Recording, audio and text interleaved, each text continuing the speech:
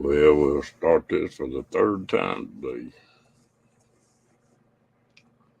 It's the most I ever been on YouTube in one day, I think.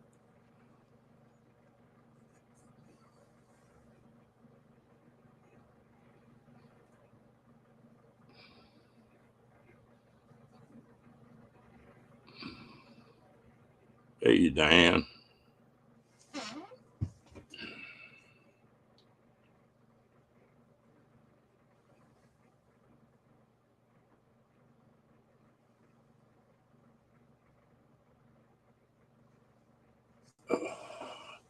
How you doing tonight?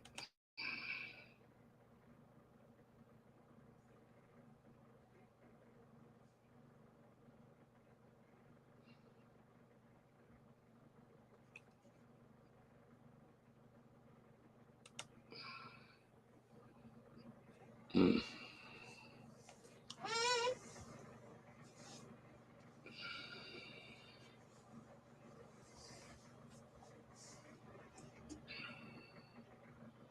Well, what you been doing today?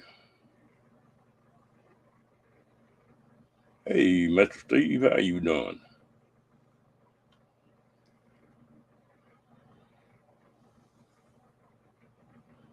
We catch you for your bedtime?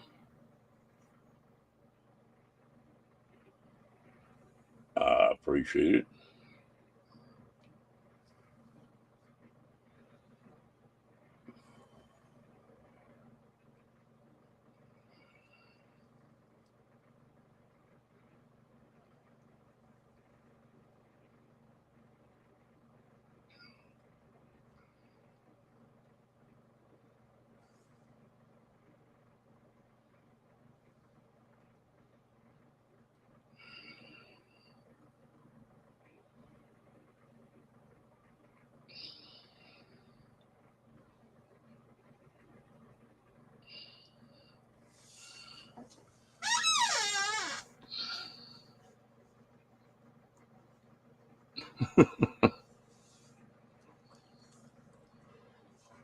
I was lazy today. I did a little bit, but not much.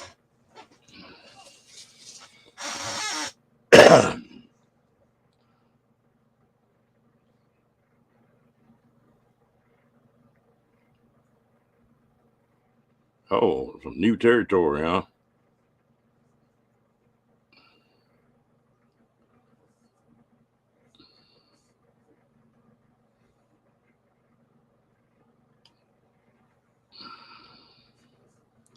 You know, that's something weird. I didn't realize how much trash I generated, but I'll have a full garbage bag every day.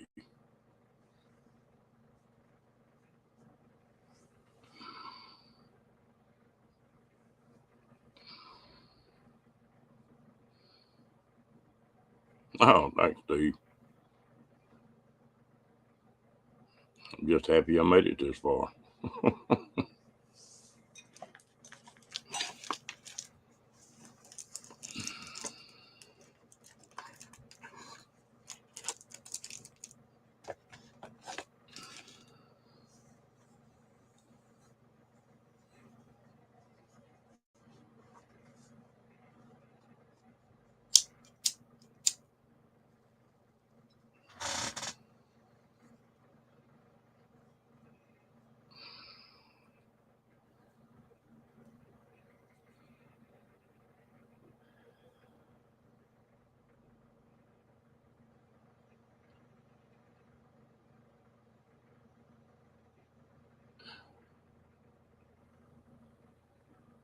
I'm different.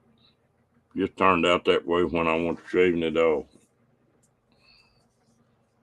Damn, it looked like I trimmed a sheep when I got all that crap off.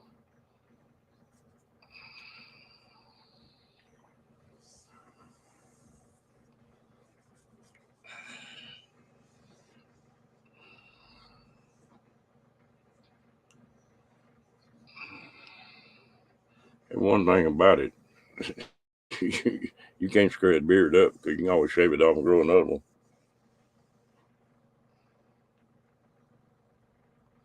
Well, did you find anything interesting, Steve?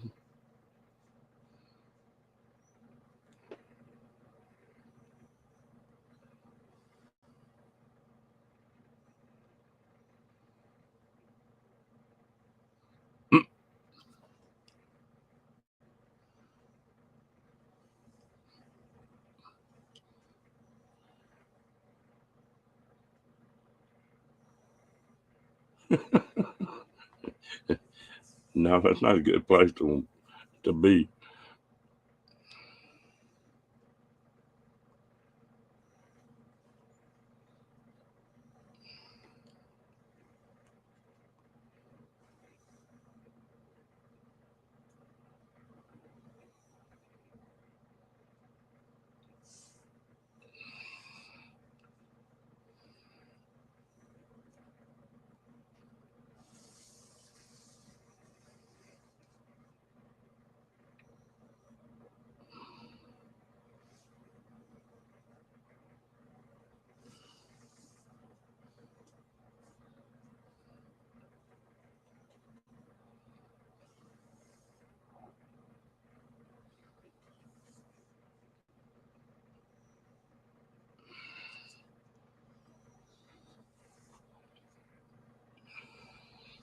Some of them old cemeteries are interesting.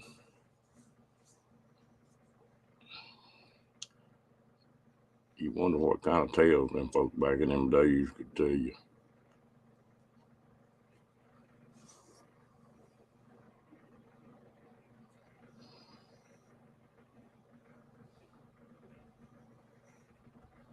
Wow.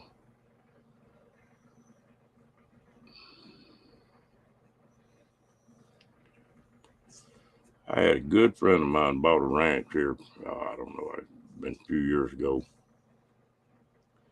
And come to find out, there was a big cemetery on that thing, an old abandoned town. And they made him go in and give people free access to go back and forth to that grave site. And nobody even knew it was there for a long time. Hello, Elliot.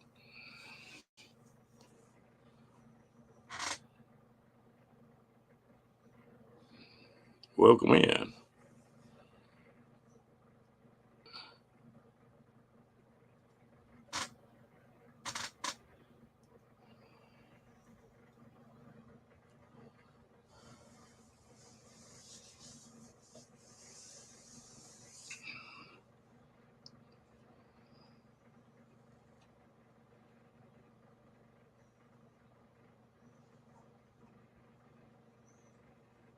Hmm. Always interested me about the what went on back in the wagon and wagon days and before that.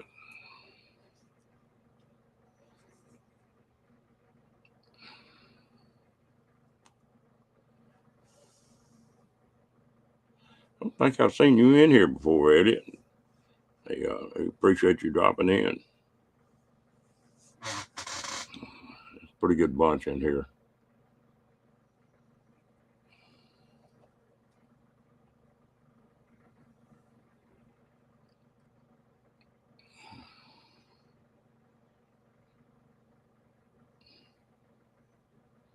You get to read stories about people like the Long Hunters.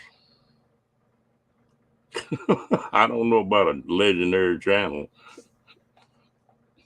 There's a bunch of folks that get together and have a good time.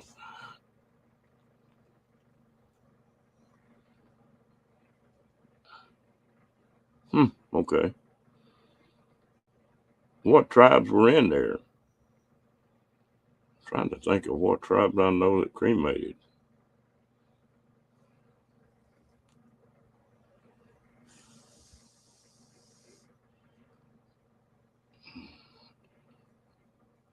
Uh-oh. How you doing, Mr. Badge?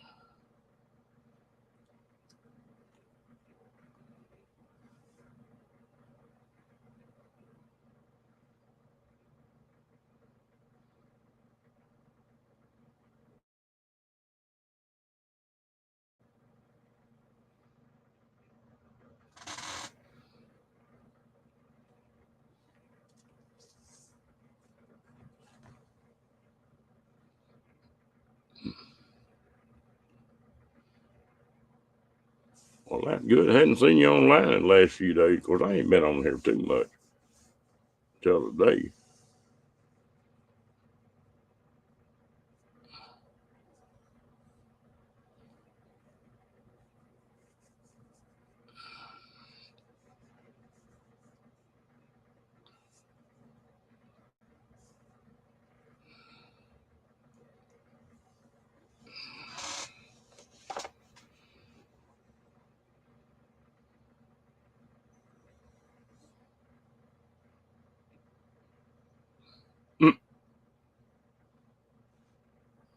Oh, Badge ain't into that. And I'm not either.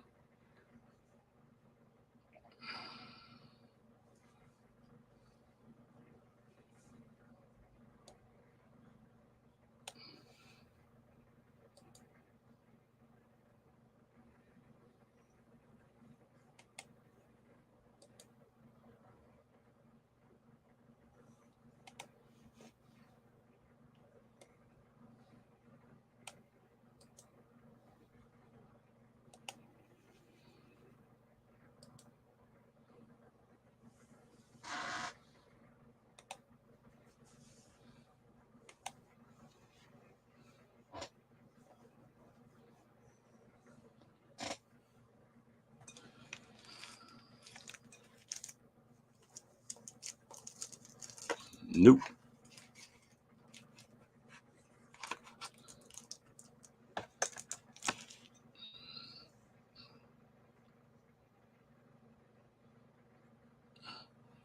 Hell, I fixed me a big ribeye and just sort of took it easy. Didn't really do much of nothing.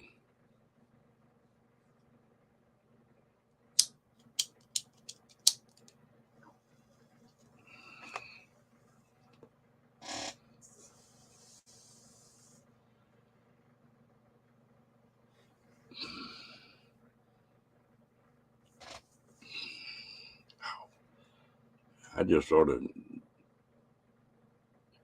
enjoyed the day. The sun was out, and if you was out of the wind, it was a nice day.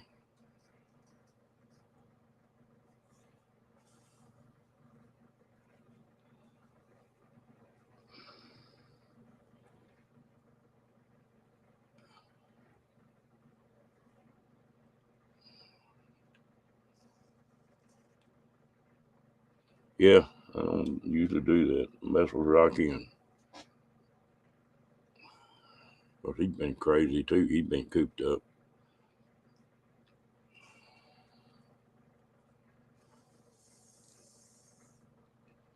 Elliot, what part of the country you from?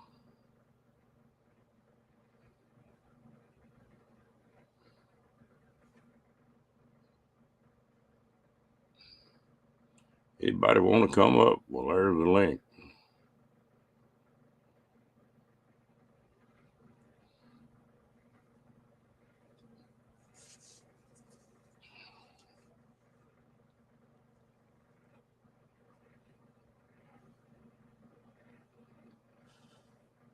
Hey, Rango.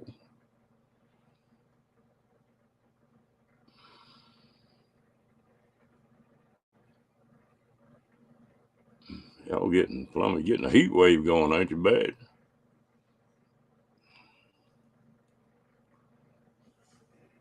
After that storm come through here last night, it dropped down in the 50s here.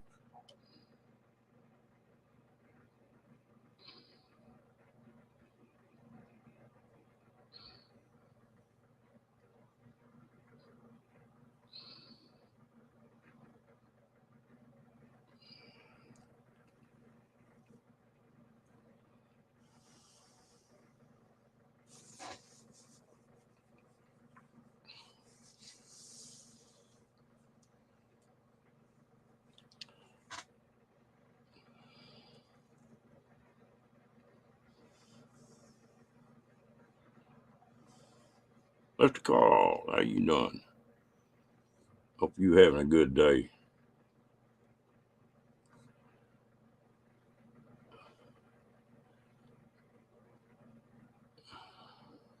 Hello, Mr. Nate.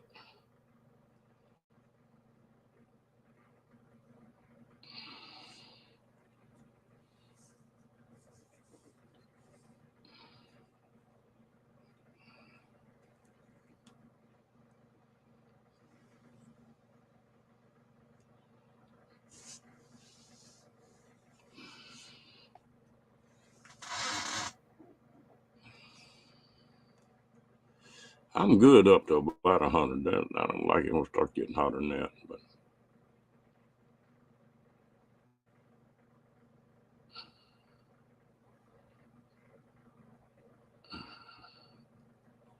And one good thing about that 100-degree plus temperature in there, Steve, and women wear a hell of a lot less clothes than they do when it's 50.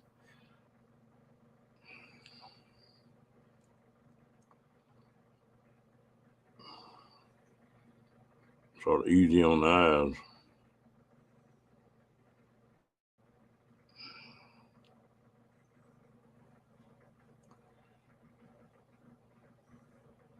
Ooh.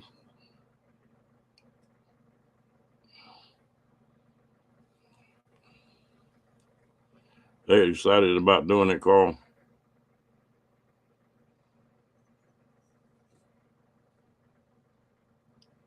Nate, Bad, y'all want to come up?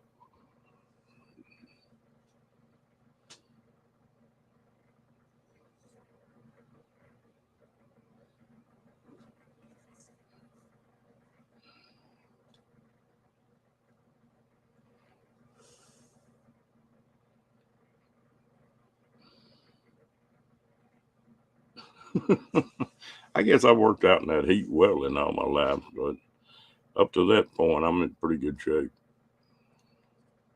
As long as I got an AC to sleep cool at night.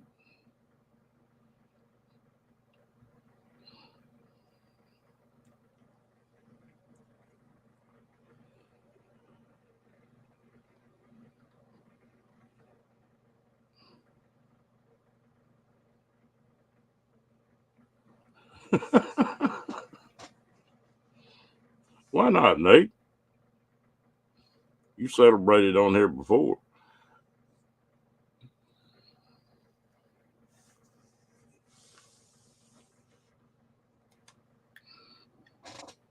Hey, what's going on? There's the professor. Can you hear us, Steve? Yeah, I can hear you. Can you hear me? Yeah, everything good. Okay. Well, it's fun for the rest of us, Nate.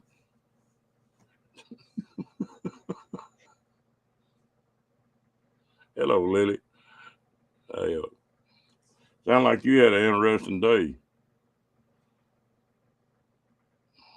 Talking to me? Yeah. Yeah, we jumped in the Jeep.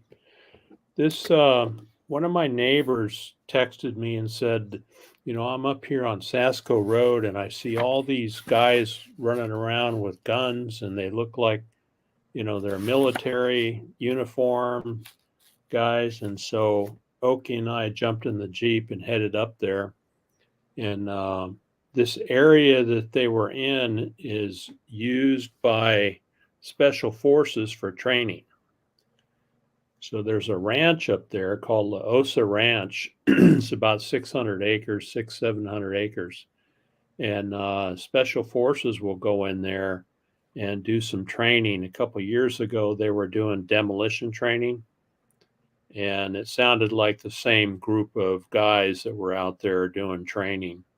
Again, they weren't doing demolition today. They were just looked like they were doing familiarization training with assault rifles that they had out on tables and stuff, But she was all freaked out about these guys out there. So I told her, I'll go out there and drive around and check them out. And if you've ever been around special forces guys, they won't even look at you. They won't even acknowledge you because their job as special forces is to blend in wherever they're at. And these guys were just like that. I've seen them plenty of times before. And they were up there just doing some training. And so Oki and I, and just to see what they were doing. Yeah, special forces is a little different breed of cat. Yeah, they are. They are. The Green Berets and special forces over in Nam, they were just they just wasn't like the rest of us. Yeah. You had to really get to know them. Yeah, they were flying out of there's a little glider port just a couple miles south of us. and they, pull gliders up and release them, and they'll fly, float around. And one day we saw these King Airs. There are two prop King Airs that they jump out of with the ramp in the back, and they were flying over the house here. So I ran down there and talked to one of the guys that works there at the glider port, and I said, "Hey, can we come in and watch them?" Because they were jumping, doing their jumps. And he said, "Sure." He said, "The $1 Million Club is at the local airport, and so they all these Learjets that came in, that these guys flew in, the rich guys flew in." He said, "There's no room for these guys to do their normal training, so we invited them out here to the glider port." And it's just dirt runways out there, a couple of dirt runways. So they were taking off and doing their parachute jump training. And so Oki and I went out there and was chatting with them, and they were the same way, very standoffish. And once I, started talking to them and let them know, "Hey, I'm a retired military guy, and thank you very much for what you're doing, carrying on, what you do for your country." They opened up to me and they were willing to talk to me. But most of the time, you won't get a special forces guy to even acknowledge you.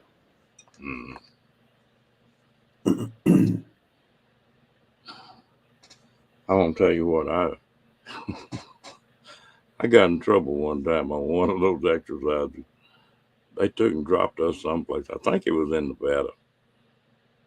I'm not real sure what state it was in.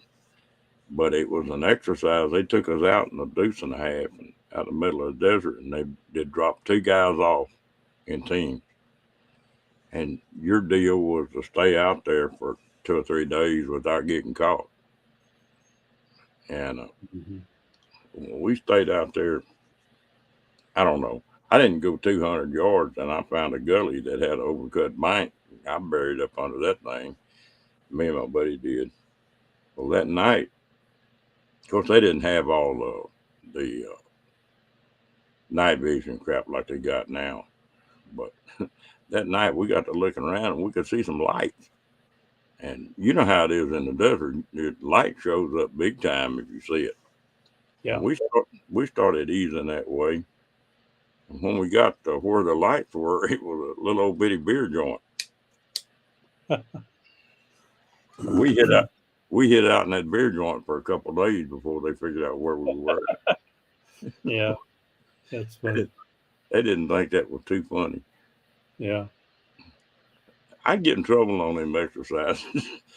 We're down at Fort Polk, and they got a train that runs through there. And that it's not mountainous country, but it's got some hills in it. Well, they had them war games going on. We were supposed to stop that train, and I messed around and went to the motor pool and got a 5-pound bucket of grease. And I caught one of them hills over there, and we greased them tracks for about 500 foot, and then skipped about 100 foot and greased them again. We stopped that train. Ooh, they didn't think that was funny. I don't imagine that did. Yeah. They burned all their sand up on that first stretch. By the time they got that second one, they wasn't going nowhere. You told us to stop it, Yeah.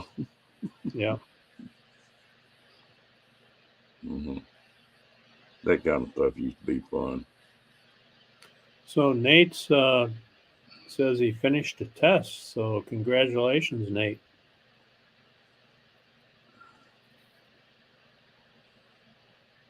Yeah, I still think Nate needs to come up, liven the party up. What are you drinking, Nate?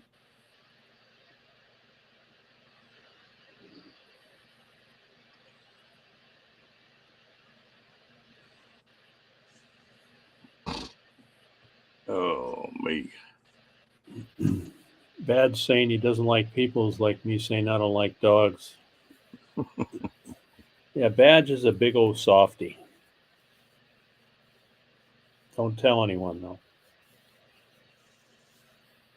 I'm looking forward to running into him.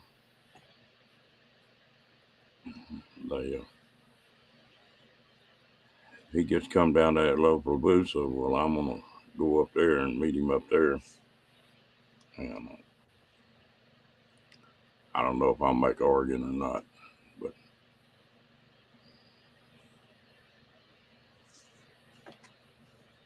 Anyway, this picture behind me is our neighborhood. So where we were at today was on the other side of those hills up there. There he is.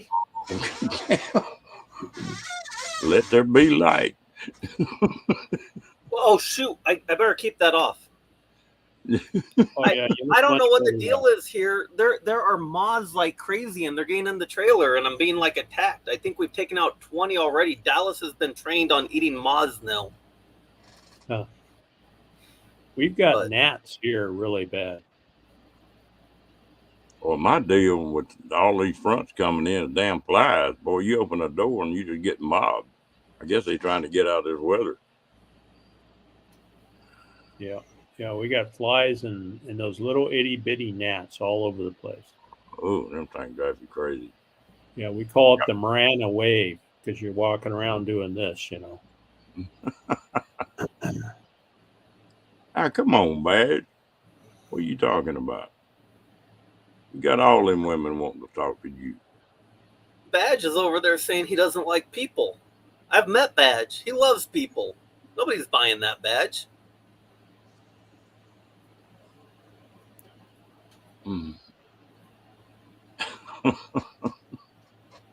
He's got a dog or two that don't like people, but Badge is okay with people. Oh, I'm trying to remember his dogs. What are the name of your dogs, Badge? I can picture them.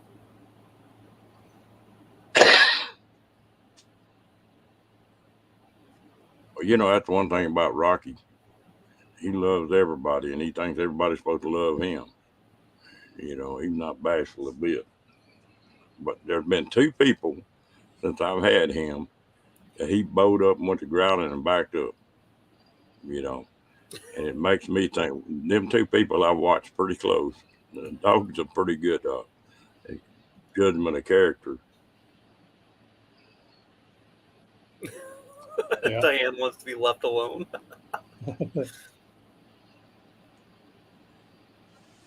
So, Steve, Yeah. does your back hurt from all that shoveling today? Oh, it was tough. I'll tell you what. I went in 2 days ago and got some acupuncture on my back, and so I was able to shovel some more sun today. I can only imagine how pissed off all the Canadians get when you say that stuff. You know, I like jerking the chain, you know. Well, That and the folks up in Oregon that's still getting snow, you know, up in northern Oregon. Lily.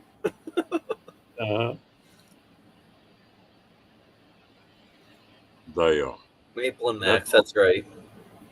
That's one thing about when I went up north to pull them trailers. Somebody said something about a snow shovel. I didn't know what the hell they were talking about. Mm-hmm. Looked like a grain scoop to me. That's what they call them down here. Hello, Jimmy Ray. So we've had Lucas. Lucas is our black lab that he actually adopted us when we went through the Humane Society. He picked Okie and I and said, I want to go home with you guys. And so we brought him home. It's been about 3 months now. And they say it takes a dog, once you adopt them, especially out of the Humane Society, about 3 months to figure out, okay, this is my home. This is where I live now. So he's starting to settle down, and he's still kind of skittish around people he doesn't know. Like today, I stopped at a ranch up there, up north there, and was chatting with a guy who was coming out. And Lucas wasn't too sure about him, but he settled down after a while. But it was funny when we drove off, then Lucas was barking his ass off at this guy as we're driving off. But he's getting better with people, and we still got to get him socialized around other dogs. So we're not too sure yet you know, how that's going to go, but he's Well, doing better. Rocky's just happy-go-lucky. He likes everybody, and that's the trouble. You know, he sometimes want to jump on you, and he's so damn quick. You can't pop him when he jumps on you. He's already jumped on you and he's gone. And yeah, Lucas is like that too. He's a cuddle bug with Okie and I mean, he'll come up. He's 60 pounds plus now, and he'll come up and want to lay in your lap. And he's real lovable with us, but any strangers that come by, he'll bark at them, and we have to settle him down, and he'll settle down eventually. But he's not real accepting of people yet. well, and that lab's real protective too. Yeah. Well, my problem is I got one that loves people and one that hates people. You just can't take them anywhere together. I don't know. Oh, okay. Pippa just likes to stay home. Play with a couple Boston, Ringo. Were they wired up? I thought Rocky slowed down a little bit as he got older, but that dog is just, he's like a rocket. Well, all right, Ron, I'm going to jump down. I just wanted to jump up since you said I had to come up here. Now it's Badge's turn. Come on, Badge. Oh, we got Badge, Badge up. Badge, you're it. Bye. Badge, you got to stay. You can't leave yet. Damn. Oh, Maple. Okay, Maple is Badge's. Yeah. That dog doesn't like people.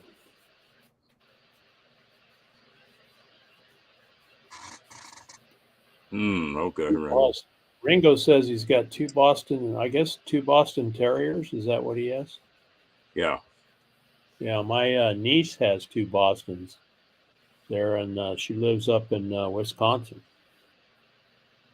Well, that's what Rocky is, a Boston Terrier. Yeah. He's something else now. Whew. I wanted a dog that had the last dog, the one that died, was a little Yorkie, and of course he was like 14 years old. So he wasn't into playing much or that kind of stuff, And I wanted a dog that had a little bit more spunk to him, and damn it, I got it. Yeah. Oh, Lucas has got lots of energy. We have you heard of those? They call them chuckers. You got that blue. It's a blue stick where it holds the ball on the end, and you toss it. Yeah. Boy, Lucas just loves that. So as soon as the sun comes up in the morning, he's looking at me, saying, "Come on, Dad, it's time to go play."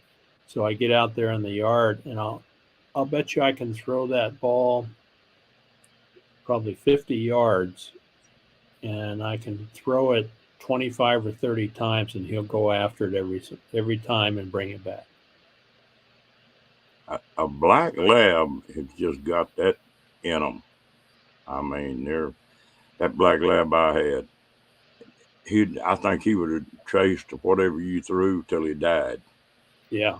That's like Lucas. Yeah, Lucas is the same way. Yeah. But I tell you one thing about them labs. My favorite dog, I guess, a breed, is I had a yellow lab, and that was the best dog I've ever owned in my life. And people don't believe it, but there's a difference in personality between those yellows and the blacks and the browns. Mm-hmm. And it seemed like Crystal, you doing all right, girl? It seemed like the yellow is really a loving dog more than the black won't play. They want to retrieve and get in the water. And that yellow I had hated getting her feet wet. I mean, you give her a bath, she'd be mad for 2 days. Oh, really? The chocolate lab we had, he was not as intelligent as this black lab, Lucas.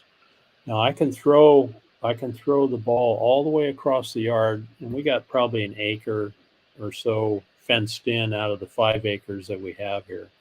and I could throw the ball all the way across the yard, and he'll lose sight of it, and he'll come back and he'll look at the chucker that I'm holding, and I'll show him it's empty, and then I'll tell him, go find the ball, and he'll run back and he'll do circles around the yard, and it might take him 10 minutes before he finds it, but he always finds that tennis ball. Well, I tell you how goofy that black lab of mine was when we were on the road. My wife had always picking rocks up. Well, one day I was, and you get in the mountains and the roads always run right beside a little creek. So Yeah. we'd stop there and let him run, you know. And one day there was a rock there that she wanted and she couldn't get it up. And I pointed that rock to him. I said, get it. And man, he went to digging and dug that rock up. Is that Well, right? After that, my wife would pick a rock up and that damn black lab would pick a rock up. And my pickup would get where it wouldn't hardly run. And but the thing that got me about him, I'd find a rock that was different. You could recognize, you know.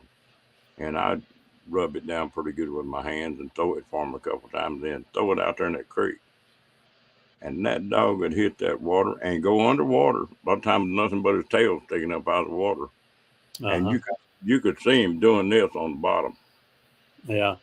And you know, about 90% of the time, that dog would bring that same rock back. Now, how in the hell he did that, I'll never know. Yeah, their sense of smell is just incredible. And they're smart. One day, a friend of mine was with me, and there was a post, about an 8-foot cedar post laying on the ground. And that dog's name was Magoo. He told Magoo, said, get it. And Magoo reached and finally messed around and got in the center of that post, and pretty good sized post, and took off with it. He's going to get in the truck. The door was open. Well, he tried to jump in the truck. Well, of course, the 8-foot post wouldn't go in the truck sideways. Oh, yeah. He jumped in there a couple of times and backed up and sat down and looked at that truck. He turned that damn post sideways, got in the truck with it. Mm-hmm. You know, they're smart. Yeah, they are. Yeah. Lily says she wants to get a basset hound. Yeah, sometimes, you know, when we went to the Humane Society, well, it was about 3 or 4 months after we lost our last lab. I got up one morning and said, okay, we need to go look at dogs today. It just hit me that morning. And so we went into the Humane Society, and I had this idea of, okay, we're going to get a smaller dog, kind of like you have with Rocky. Someone we can travel with pretty easily in the RV, not too heavy that we have to pick him up, you know, when he's 15 years old. And so when we went in there, we picked out 2 dogs. One was about a 9-year-old female that looked like a pretty sweet dog, and the other one was 50-pound Lucas. And the only reason we picked Lucas is we were walking down the aisleway in the Humane Society, and he sat there by the gate. He had a cone on because they had just fixed him, you know, neutered him, and he laser focused on us and just stayed there and just stared at us, and you could see that connection. You know, he says to us, well, I really want to go home with you guys. You could just feel it. So, you know, they take him out, and you can meet them out in this yard area where you can meet the dog and see if they're a good fit for you. And boy, he just stuck to us like white on rice, and he wouldn't leave our side. So we like to say Lucas picked us more than he picked us. They do. Him. Well, Rocky, I got him when he was a little bitty puppy. But Rocky weighs 35 pounds now. That's big for a Boston. Oh. And he's just solid muscle. He ain't got an ounce of fat on it. And he's like a little bulldozer. Yeah. He's playing with me in this trailer today, and he's jumping off the bed. and growling and barking, and he was running full blast. He'd try to stop me, slide halfway the length of the damn trailer on the floor trying to stop, just growling like he's going to eat you up. Yeah. I'll get to playing with him, and he'll be biting my hands, and biting, but he don't try to bite hard. But if he gets on them back teeth, he has a hard time controlling it. And I'll get on him. I'll say, easy. And all of a sudden, boy, he'll just barely be touching you, He's a smart dog. Yeah. Yeah, they learn pretty fast. Yeah, Badge says, yeah, Maple was the same. It's funny how they pick you. I never have got a dog from the pound or anything. That's a good deal to do it. They got so crazy here that it costs like $250, I think, to get a dog out of the pound. I think it was $60 to adopt him, and they had his shots up to date. They neutered him, and I think it was like $60 or $65. That's not bad. Yeah, and that's the Humane Society. They're a no-kill shelter. The board of directors, I guess the head of the board of directors of the Humane Society was driving around East Tucson, and he saw Lucas running the streets over there, and he was covered with mace. Somebody had sprayed him with mace, and he was all scarred up and was full of ticks. And so they got him cleaned up, and we think that kids were tormenting him because he was really not interested in any kids coming close to him. It took us a few days for the grandkids, for him to accept our grandkids, and he's fine with them now. But it made us think that kids were tormenting him wherever he lived, on the streets over there. Well, that Yorkie I had was the sweetest little old dog, but my ex-son-in-law's son was around Catfish one day and kicked at him. And that was all it took. From that day forward, that dog did not like kids. If a kid got around, he'd go growling. Never tried to fight nobody, but and that was 2 or 3 years before he died. And just that one time was all it took, and that was the kids was off limits. Yeah. One thing I noticed with Lucas, if I was walking with him, I had him on a leash. If I kicked a rock, like skittered a rock by accident next to him or past him, he freaked out. Like somebody was throwing rocks at him. And it took about 2 or 3 weeks before he figured out that I wasn't pitching rocks at him. So that made me think that somebody was throwing stuff at him too, because he was really scared whenever you kick a rock. That's true, Badge. You got to figure them out, and you take the baggage with them. That's for sure.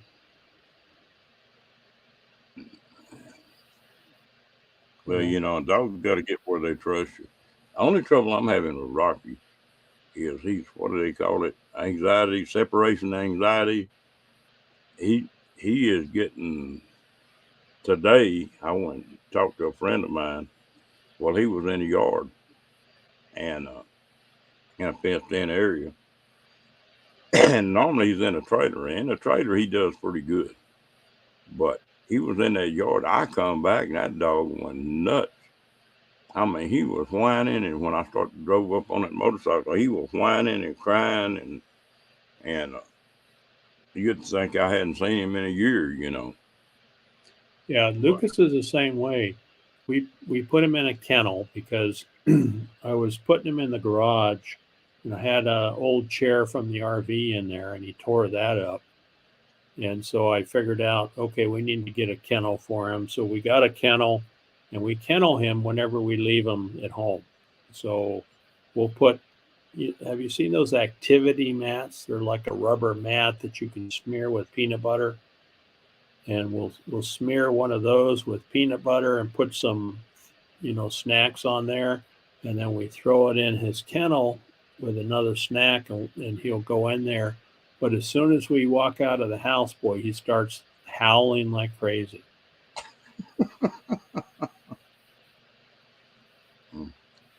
Well, when I'm leaving, Rocky won't try to go. I tell him to stay, and he will. But boy, he can give you a look like if he could cuss out loud, he would be giving you a good cussing for leaving. Yeah, so we're hoping he gets better. He is getting better as time goes on, but it just takes time, and I think he's worried about us not coming back maybe. And so far, we've always come back. So hopefully he gets better. Yeah, I've got a Rocky done outgrew all his collars, and I want to buy him a harness instead of a collar this time. Buy him a what? Harness, Oh yeah. Yeah, that's probably what he said. Yeah, Lily, we tried that CBD oil with Lucas. Didn't even phase him.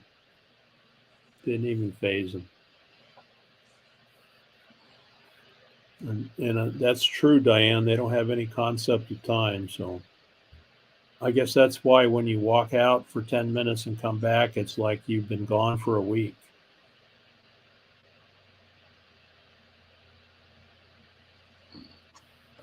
They're something else. You wonder how the Indians come up with dogs from wolves. You wonder how that was an Indian's only pack animal until they got horses. Mm-hmm. Dogs, what do they call them? The deal with the two logs and yeah. I can't. They'd haul their stuff around, or they would haul somebody who was injured. Yeah. Yeah, what do they call it? I forgot what they call it. Travoya or something like that. I forget.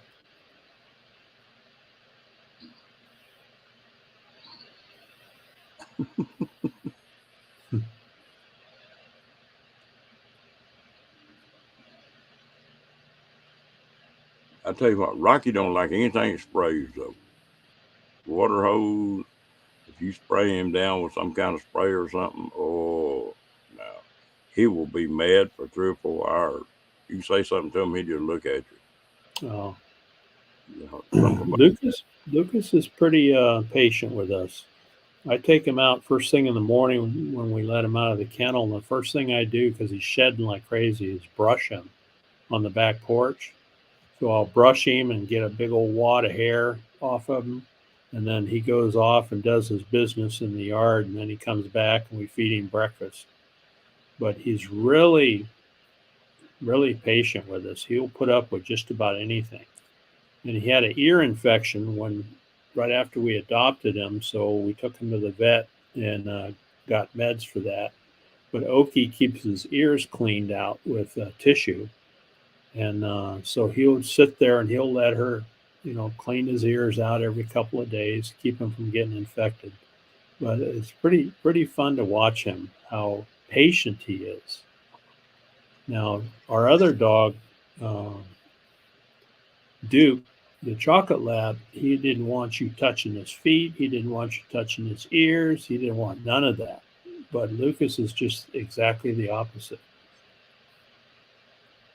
Well, I'll tell you what, if you want to fight, you just try to trim Rocky's toenail. Oh, Lord. Yeah, Duke was the same way. We had to take him to the vet to get his toenails trimmed. So that was Duke. Lucas, I bought one of those motorized with a grinder wheel on it. And so when he came home, the very first thing I did was I just touched all his toenails on the front with that thing to get him used to it. Now every few days I just do a little grind on it so he remembers what it feels like, and he's fine with it. So I've learned to get him used to it while he's young, because we didn't do that with our other dogs. Well, I think some dogs are just funny, especially their front feet. Yeah. Yeah, because I know Rocky, he uses his front paw just like a hand. He actually grips something with his front paw. Yeah. And hello, Miss Amy, how you doing today? What, one more day to go? Well, you're down to just 32 more minutes to go, Amy. She's gonna hit her 75. Awesome.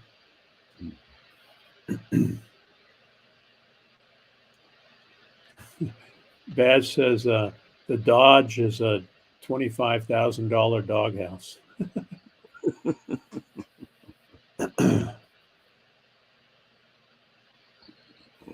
Yeah, and here they're real strict, and they probably are in Texas too. But if you take your dog in a vehicle and you park in a parking lot like outside of Walmart or something, you'll get a ticket, because it's against the law to leave a dog in a car here, especially when it gets so hot. So if we have to stop anywhere, one of us will stay in the car, with the engine running, or in the wintertime, windows rolled down, because you'll have the cops there giving you a big fine if you do leave a car with a dog in it. So I got in trouble in Arizona, no, New Mexico on that. I pulled into Walmart, and my cousin went in to get a fishing license, and he forgot his billfold. So it wasn't 100 yards to the front of the store. I told him, I said, I'll meet you, I'll bring you billfold. Well, I'd been sitting there with the air conditioner running on that car. I had a Yorkie with me, and time I went that 100 yards and dropped that billfold and got back, well, they done had an animal control and 4 or 5 people all just throwing a fit. I said, wait a minute. First thing, feel the glass of that vehicle. I haven't been gone 2 minutes. yeah. And I opened the door up and told that animal control, I said, feel of him. He's cool. He got to petting him and everything, and said, oh, okay. I said, I was inside of the car the whole damn time. Yeah. And, but they could have wrote me a ticket if they wanted to. And, some places, I don't ever take Rocky in, but I could, the way it's set up, but I just don't take him in stores or restaurants or stuff like that. No, we don't either. I'm hoping we can get him used to people where, he's real mellow and we can take him more places, but he just needs some maturity, I think. And he'll get there. There's Roy. I didn't see Roy come in. Hello, Roy. 102. 102. That's just a nice summer day, Roy. You ought to know that by now, when it's 10% humidity. How would you like to be out there where G's at? And that Donner Pass said they got 65 feet of snow. No thanks. I haven't seen G recently. Is that where he's at? Yeah, he's in outside Reno. Okay. I think he had been down at Quartzsite.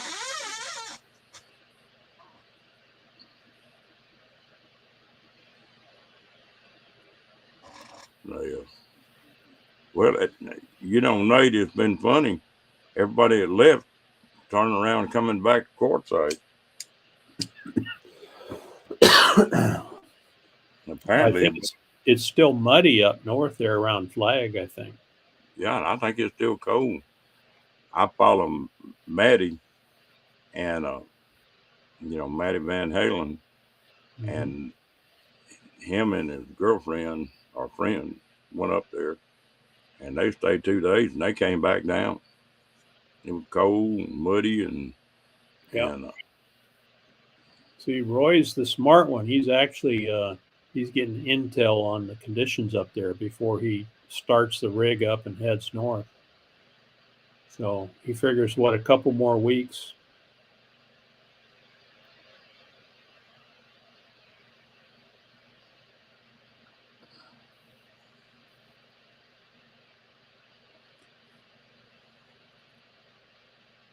yeah, that snow melt. If they get some hot weather real quick, that's gonna be a mess now. Badge, how many inches of snow equals an inch of rain? We were trying to figure that out last night. I was thinking it was 5 or 6.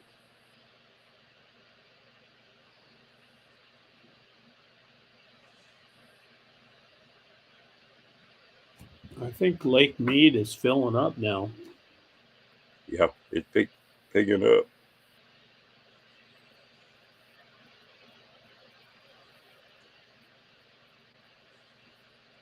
You can tell Lance is not in here. He would have done Google it and had an answer by now.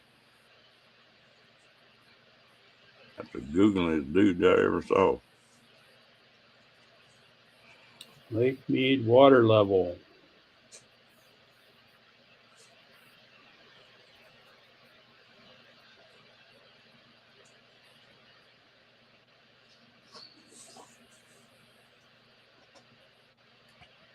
I haven't really been following it that close, but they say they're at 1,049 feet.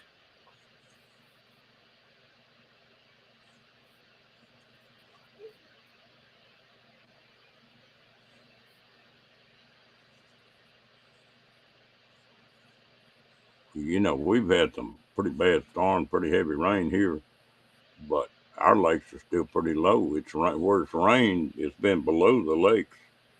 Or it hadn't been on the watershed, and that's where they get the water from. Oh, And I think this lake here in Waco is 12 foot down right now. They sure need to fill it up before summertime gets here. yeah. It looks like, looking at the graph they have, it's just starting to head back up again. Well, that's a lifesaver for California. Yeah. I don't think it's near what it will be later though. No, when that snow goes to melting. And what's the other lake up there? Roosevelt, I think, is above Lake Mead. Yeah, you got me. I don't know.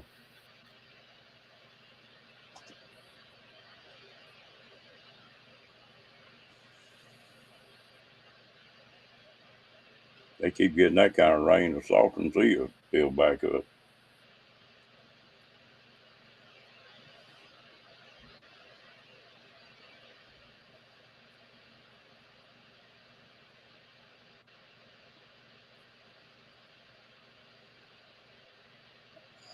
Well, that's one thing about right now, Lily.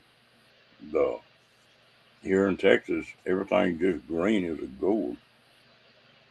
You couldn't light a fire if you wanted to right now.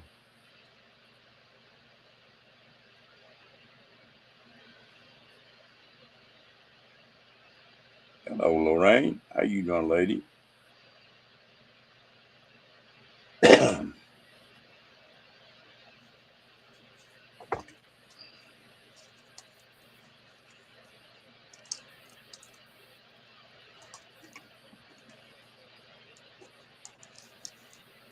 You gonna lay around for a couple days and recoup, Nate, or you fix to hit the road pretty quick? Wow, that's great. Did you get any of that storm last night?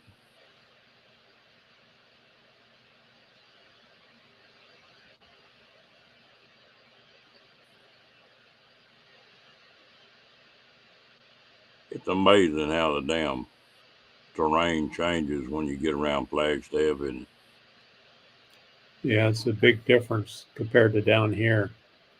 So Bad said 12 inches to 1 inch of water, 12 inches of snow to 1 inch of water. Is that right? I didn't see where you put it in. Yeah, there you go. I couldn't remember what it was.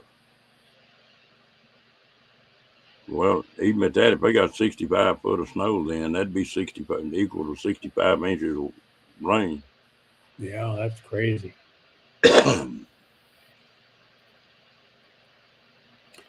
Lily, did you guys have a lot of rain or a lot of snow melt up there? It seems like we did better up in the forest here in northern Arizona, so we should be good for fire season.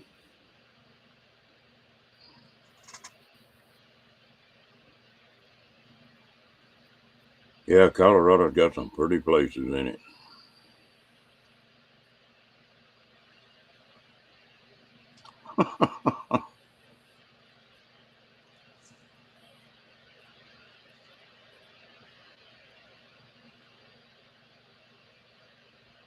And it looks like we're going to have a new battery being king here before long.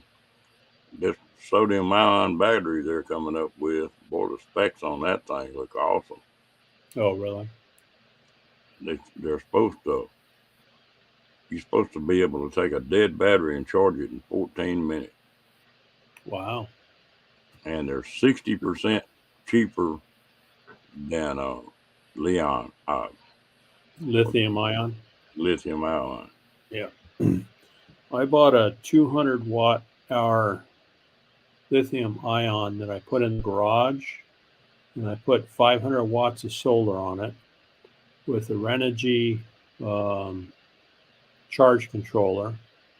So it charges about 20 amps when it's in full sun, and I can run the cooler on the house for about 8 to 9 hours a day with full sun. So like today I ran it 8.5 hours, and I'm just really tickled with being able to run the cooler off and keep the house cool off of solar. Imagine having to run that really expensive air conditioner. Well, or when you say cooler, now you talking about a evaporative cooler, or are you talking about a swamp cooler? Yep. Yeah, I got a roll around that I put in a doorway from the garage to the house, and I just flip it on low and shoot it in through the doorway, and it cools the whole house. You know, them things won't work here. They'll work one day, and the next day they won't. The humidity's too high. If it's dry. Yeah, we've only got like 10% humidity, so it works really well. We're usually at 30, 40%, something like that where I live. Yeah, they don't work. They don't work when you're up much over 30%. There's not any use in even using them. But boy, it saves me a bunch of money. Oh yeah. Well, it's not going to be too much longer, and they're coming up with these 12-volt air conditioners now. And you're gonna see, and the draw on them is way down. Yeah, that'll be nice.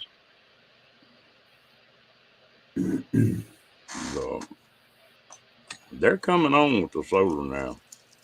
If these batteries work out like they talk about, and a lifespan is supposed to be way, way better than the lithium ion. Well, the lithiums that I have are guaranteed for 10 years. So that's long enough for me. I mean, after 10 years from now, I'm not going to be interested in, doing a whole lot of boondocking probably, because I'll be 77 years old, Ron. You'd be able as me. Really? Yeah, I turned 77 today. Oh. How you feeling? You feel like boondock camping? Yeah, hell yeah. I'm feeling with my fingers just like I always did. Okay, all right. Well, maybe I'll need to buy another set of batteries then. Yeah, I think I need to buy a couple sets. I figured, hell, I ought to be good for 25 more years anyway. Yeah. Yeah, those old ACs run good, don't they, Roy? He's got a 40-year-old AC unit on there with the old, is it R12 was the old Freon they used? And that was good stuff. It's really expensive to buy Freon now. In fact, I don't even know if you can get it anymore.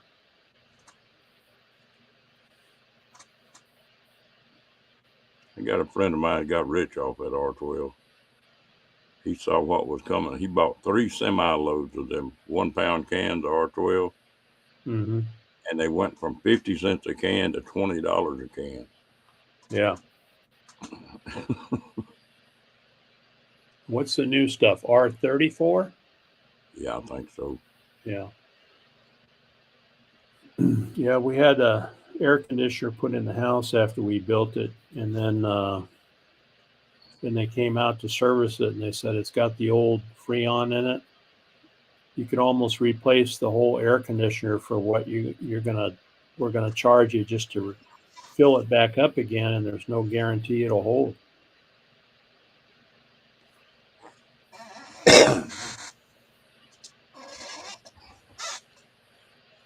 I got to let Rocky out. I'll be right back. Okay.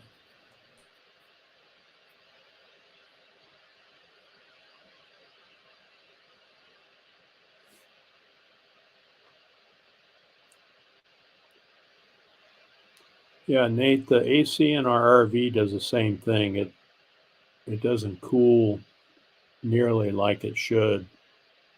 You wouldn't think, They say it only takes it down at the best 20 degrees below the temperature outside.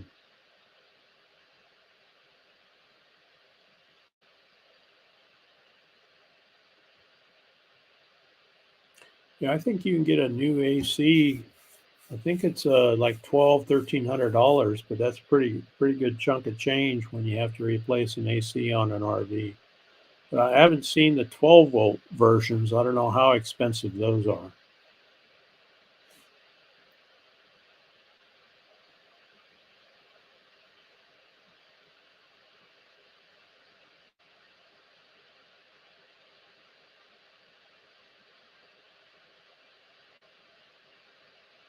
Yeah, we've lived in places where we had window units. Nothing wrong with those. They work just fine. The good thing about them is you can turn them on or turn them off. If you're not using the room, you just shut it off.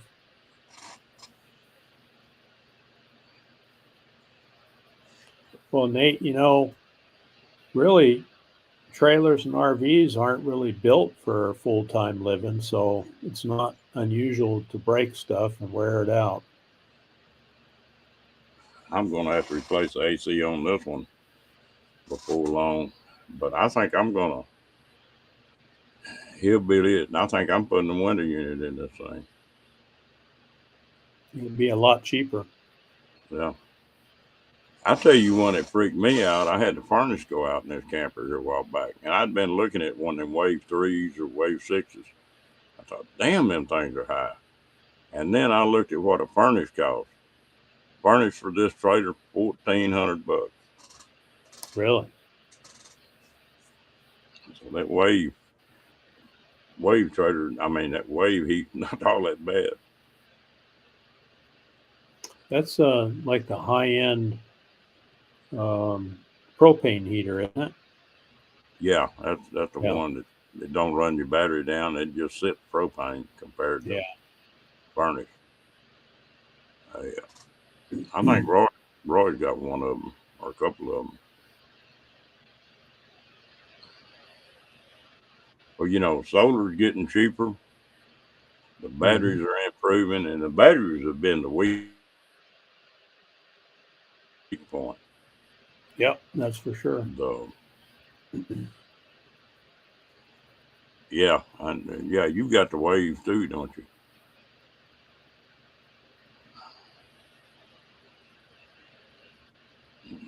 I guarantee you don't. What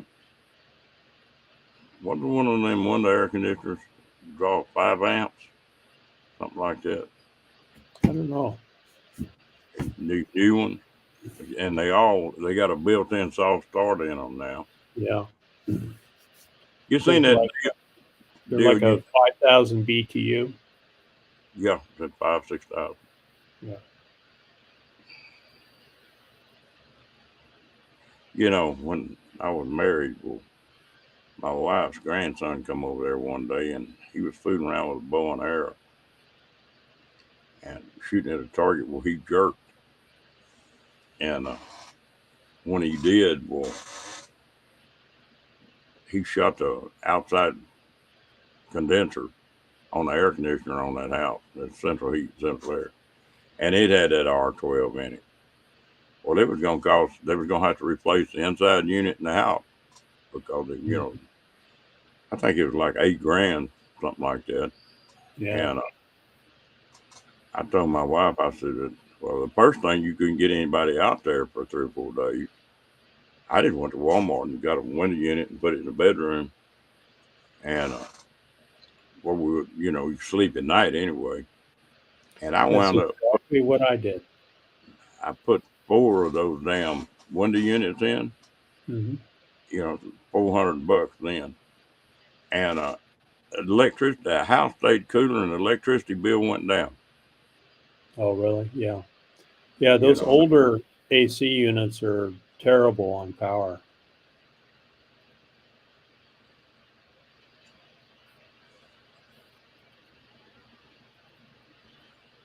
They got you see that little gadget they build now that you can take any of them air conditioners, and it's a soft start, and all you do is just plug the power line into it, and then into the wall. And but aren't they about $300 though? I didn't think they were that much. Well, they were probably 6 months or a year ago. They were pushing $300, and I said, no, I'll do without it. Yeah, well, you could take the air conditioner apart and do it for about 30. Yeah, I suppose. Yeah. You could wire it in, but this deal just handy. Well, people keep talking about like 500 watts there. The watts don't make as much difference as the damn amps, do they? Well, watts equals amps times volts. Yeah, there you go.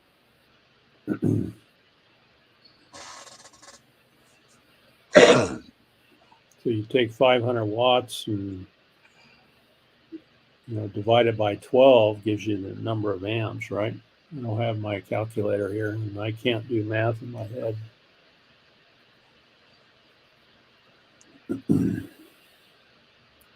About 4.5 amps, 4.5, 5.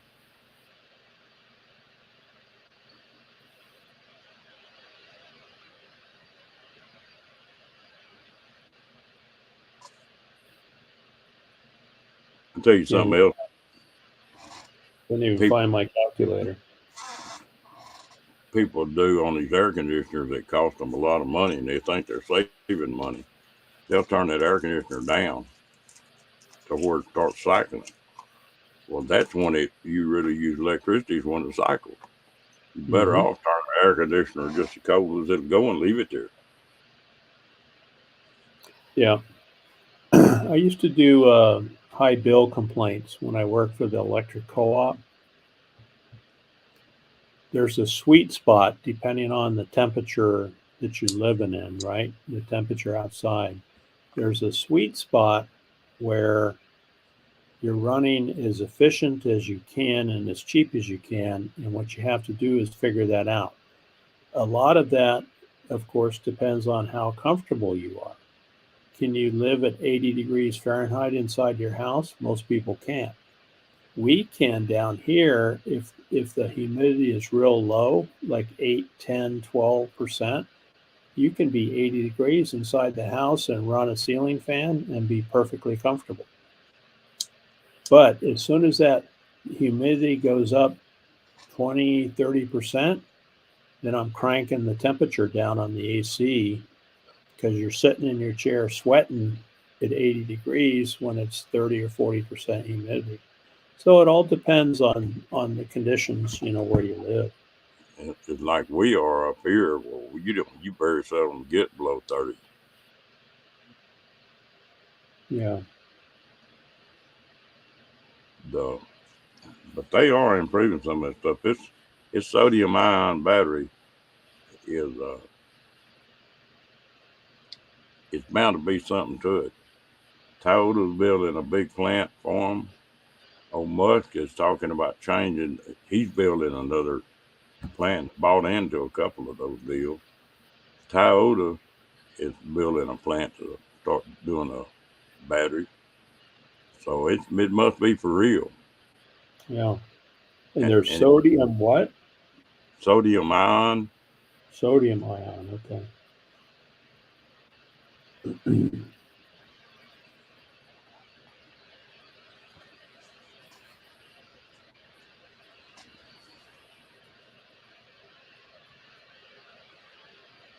And they're not heavy, you know.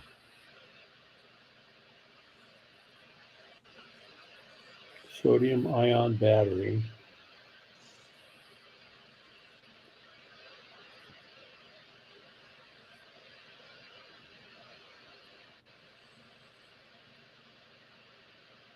Okay, let's see what the issues are. It says poor durability stems from specific atomic reshuffling in the battery's operation. Ions traveling through the battery disorder crystal structures and eventually break them. That's back in 2022, though. So it looks like they figured out how to solve that.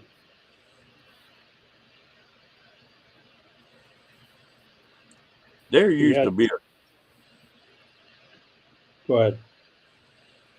There used to be a guy that was on goddamn, the guy that puts the RTR on, Bob Will. Yeah. He interviewed him 2 or 3 times. And years ago, he was running his trailer all electric hot plate, 2 air conditioners, the heat, everything in that trailer was electric. And he was running it all off solar. Mm-hmm. And that's doable. I'm going to run up to Glendale outside of Phoenix. Santan Solar sells those used panels. I'm going to go up there and buy 4 panels, I think. We're getting a new roof put on the house. In fact, they're supposed to start on it Tuesday. And once I get the new roof put up there, I think I'm going to put some panels up top there and run, down to my charge controller, so I don't have to have panels sitting on the ground. I can bolt them to the standing seam roof and then just not worry about them. But Santan Solar has some pretty good deals on used panels. They actually come off of solar farms. So a company that has solar farms will change their panels out periodically, 3 to 5 years in some cases, and the panels are still good, and you can pick up a 250 watt panel for $65. Yeah. I just wonder what the freight on them things would cost, like to Texas. I don't know. It's 2 hours, hour and a half north of us. So we just make a day out of it. Go up there and pick up some panels, come back and do a little shopping to and from. They've got a new panel out they call a bi-directional panel that picks up light from the back side as well as the front side, reflective light from the back side. Really? And those things are coming on pretty good, but they've got to be angled to work right and have a light. In other words, there need to be a white underneath them. Mm-hmm. But they've got those panels on sale with $194 for a 310 watt panel. And that's brand new panel.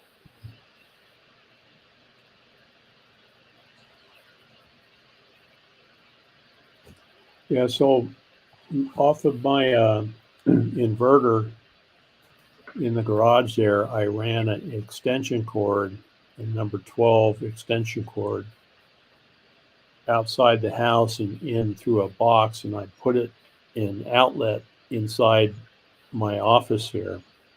And so all my batteries, like drone batteries and everything that I keep charged up, I run those off of solar, off the lithium ion battery. And I just let that thing run 24/7 and keep everything charged up. It's pretty cool. It works so well. I'm really tickled with it.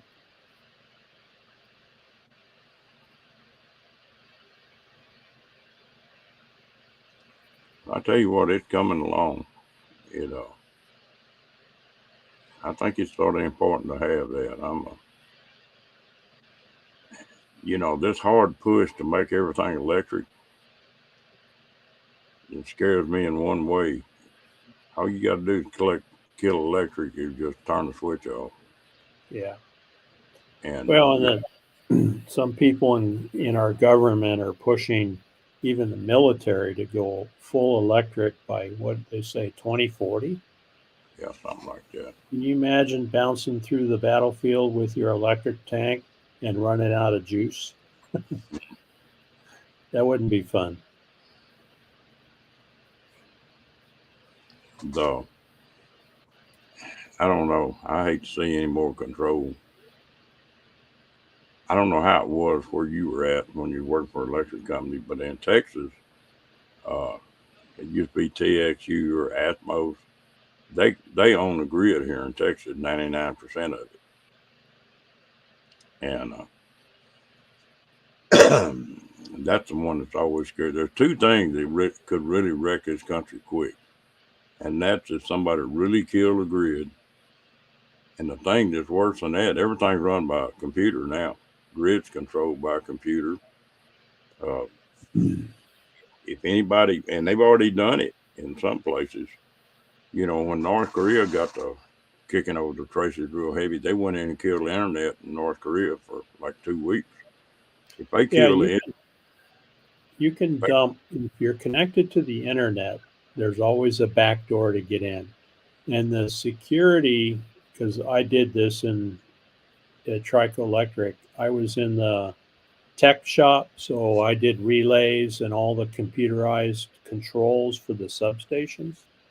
And if you can isolate your substations and all your relays, which are basically computers, right, that are watching amps going in and amps leaving, and when you get out of whack, then they trip offline. They trip the breakers offline, right? If you can stay isolated from the internet, then you can prevent hackers from getting in. It's when you're connected to the internet where your vulnerability comes in, and that's where the risk is. Yeah. Hello, Steve and Tina.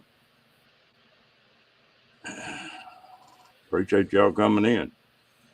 But if you think about the electric grid going down, you're not going to pump diesel. You're not going to, you're not going to have any sewage. You're not going to have any water. You're not going to have anything.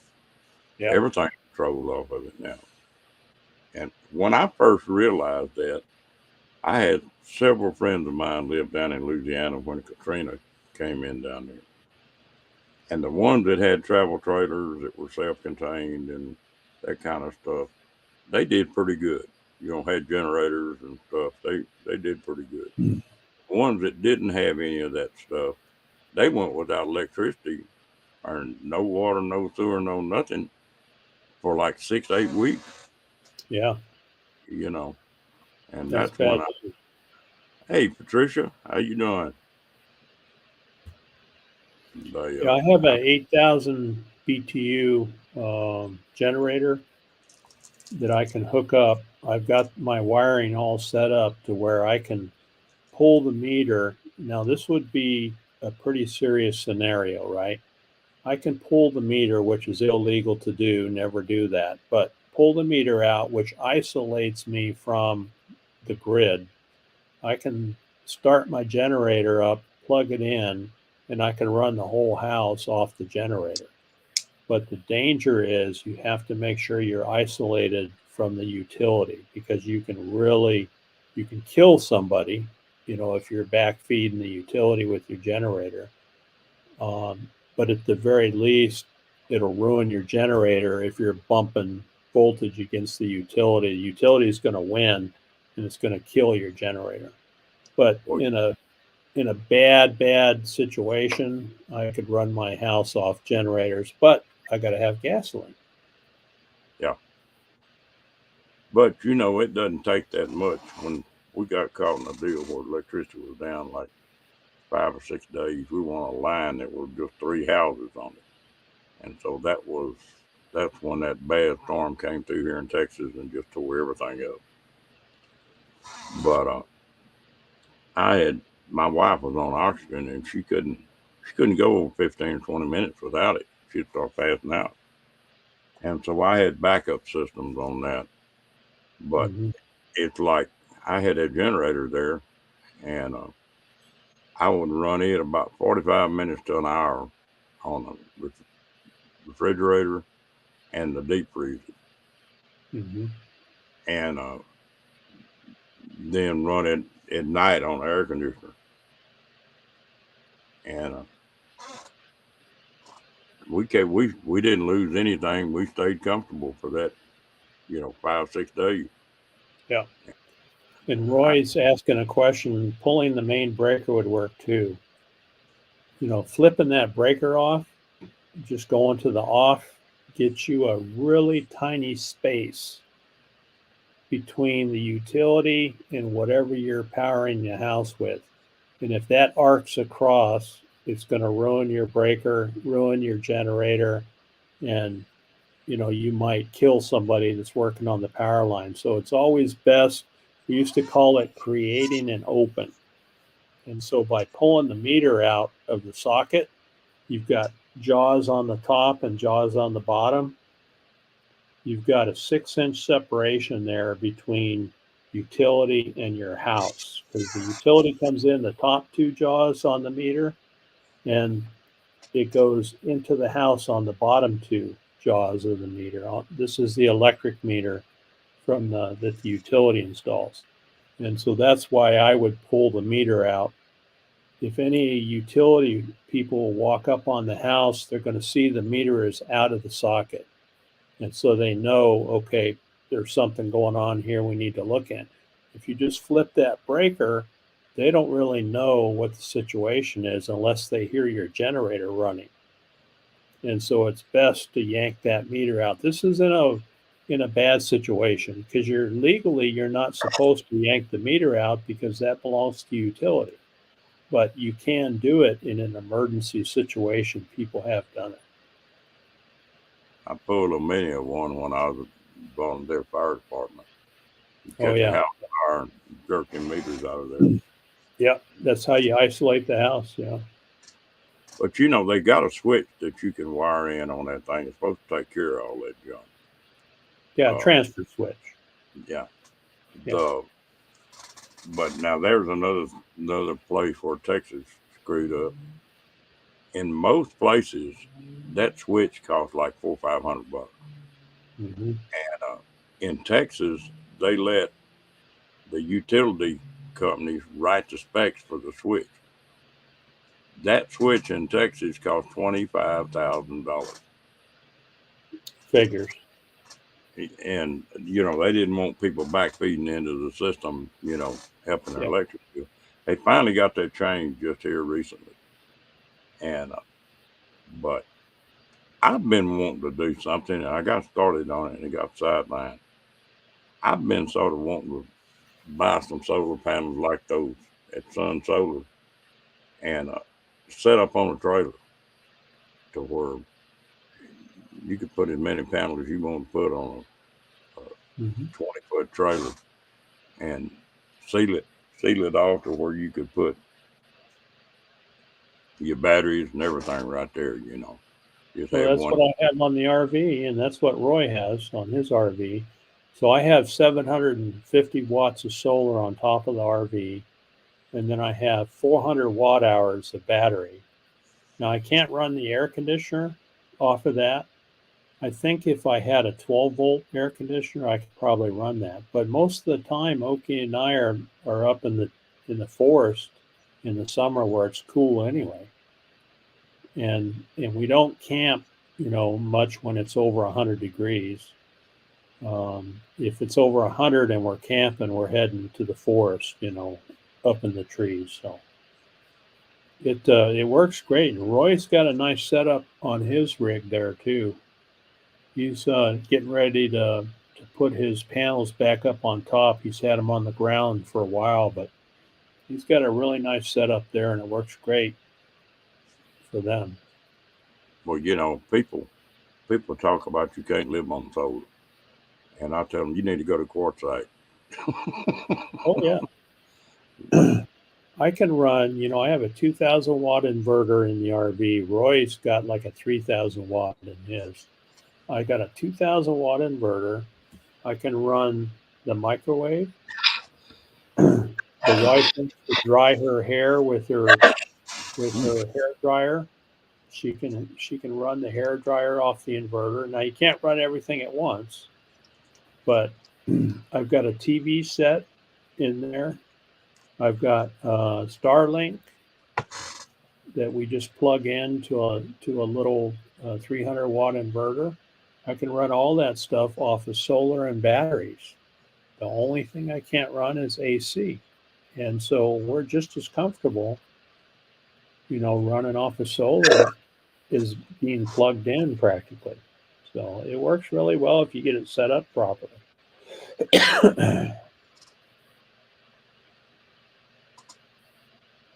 Well, Yeah, I if you think need to run the AC, you have to move to a cooler spot, Dad says. I agree. Well, I don't think it'll be long because they're improving what we're trying to run, like the air conditioner. I don't think it's going to be much longer that you can't take that solar and run a whole house air conditioner and all. Yeah. You said it that way. Have you seen those mini splits? People are putting those on buses and RVs and running them off of solar.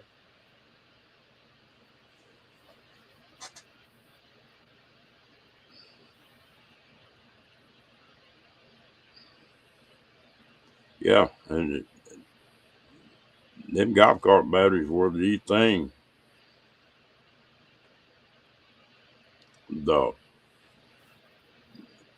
If these lithium ion or that sodium battery does what they say they'll do, if you reach a point where instead of putting 2 of them in, you'd put 4 of them in, and probably wind up with enough juice to carry one to a night. Yeah. Oh yeah. Yeah, I can run. When we're camping, when it gets down to in the 30s in Quartzsite early in the season, the winter season, I run the heater all night. The propane heater in the rig, and those lithium batteries. The nice thing about the lithiums is you can run them all the way down to zero. With flooded cell batteries, you got to watch your voltage. Oh, we're getting down to 50%. We got to shut everything off. And with lithiums, they'll run at 12 volts until they get to the last 5 to 10% of their capacity, and then it's a pretty steep, downward slope on your voltage, and then it goes to zero, and you just get some solar power, the next morning, and it kicks those batteries right on again, and you're back in business. You never have to worry about, I'm getting at that 50% level, I got to start, conserving power. I just run everything, and most of the time I can run everything all day and all night without worrying about it. But if I do go to zero, next day it just charges right back up again with no damage. Well, what kind of charger have you got on them lithium ion? It's a Renogy. I forget the model of it, but it's a 40 amp charger, charge controller. And Well, I think buddy it was just a couple bought. $100. He just bought two for his bass boat to run trolling motor and all electronics and stuff.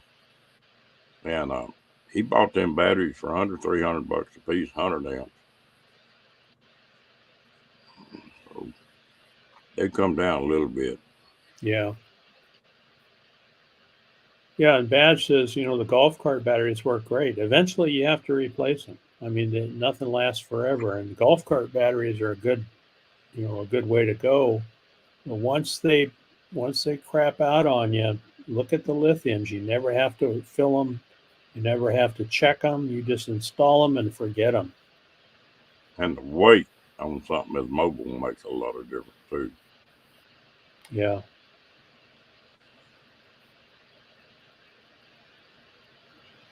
Yeah, I was reading something on the lithium that says that you needed to charge them at above 14 volts. Yeah, the lithium, you want the lithium capable charge controller, and it'll charge it up to 14.4 volts before it shuts off. And the interesting thing is, the charge on a flooded cell has to be kind of slow and steady. So it takes a long time to get them topped off. But on a lithium, the charge can be really steep. I mean, they go hot and heavy until they get up to voltage before they start leveling out. So they recharge a lot quicker, and you can use them for a lot longer.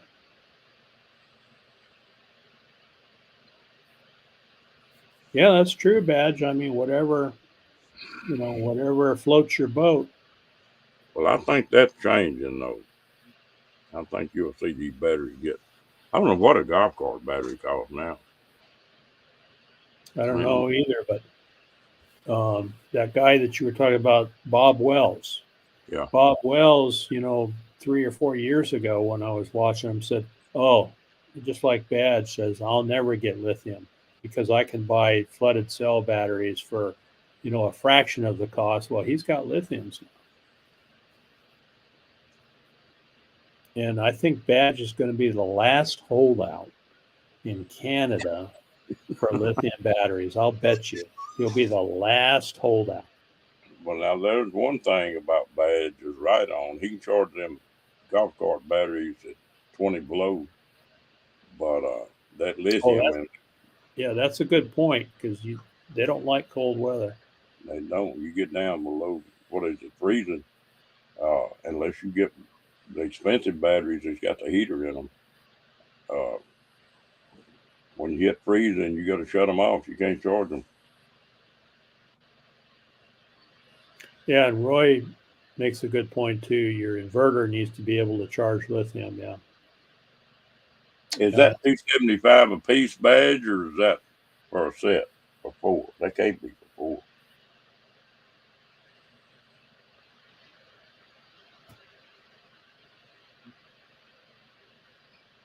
What is a golf cart battery amp wise? I don't know. 6 volt, I know that, but yeah. I mean, you pair them up, you parallel them, a couple of them, and then another set next to it. Get your 2 batteries and run your 12 volts off of it. No, I will never get lithium, Badge says. Never get lithium. I can't do it. Golf cart batteries, he says.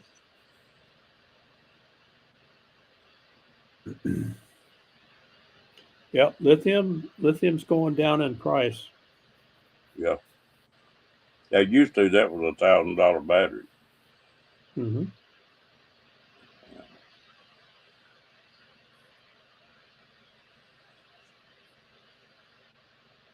They're getting closer together. And like I say, the cold weather up here make a difference. Yeah, it does. Sure does.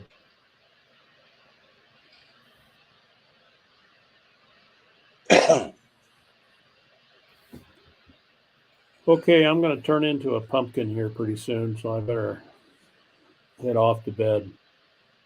Yeah, I mean, I'm the same.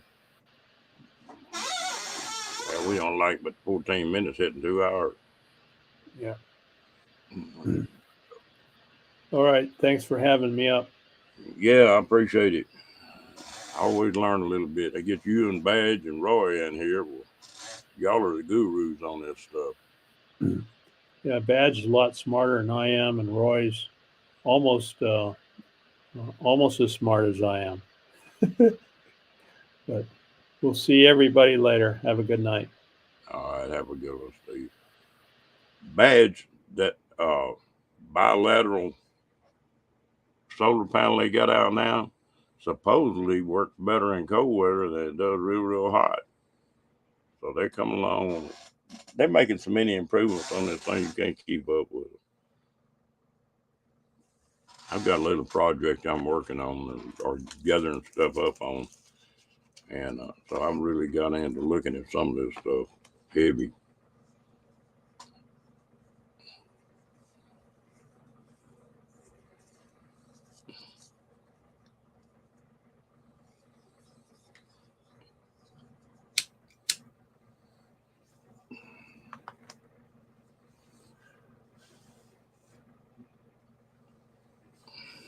It's an interesting conversation anyway. Well, I guess I better shut this thing down too. It's getting that time of the night. Y'all have a good one. And I appreciate the conversation. Appreciate Steve coming up and all the new folks coming in tonight. Y'all have a good one.